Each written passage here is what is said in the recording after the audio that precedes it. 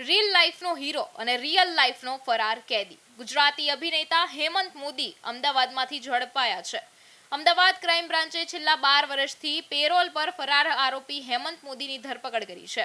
ફિલ્મો અને વેબ સિરીઝમાં એક્ટિંગ કરતો હેમંત મોદી વાસ્તવમાં હત્યાના ગુનામાં આજીવન કેદની સજા પામેલો ફરાર કેદી હોવાનું સામે આવ્યું છે. હેમંત મોદીએ વર્ષ 2005માં અમદાવાદના નરોડા વિસ્તારમાં હત્યાની ઘટનાને અંજામ આપ્યો હતો. કેસમાં ગુનો સાબિત થતા કોર્ટે તેને આજીવન કેદની સજા ફટકારી હતી અને મહેસાણા જેલમાં મોકલાયો હતો. જેલમાં સજા કાપતા દરમિયાન માનસિક રીતે તૂટી ગયેલા હેમંત મોદીએ પત્નીની જિંદગી બગાડવા ન માંગતા તેને ડિવોર્સ આપી દીધા હતા. વર્ષ 2014માં તેને 30 દિવસની પેરોલ રજા મળી હતી, પરંતુ પરત ભરવાને બદલે તે ફરાર થઈ ગયો.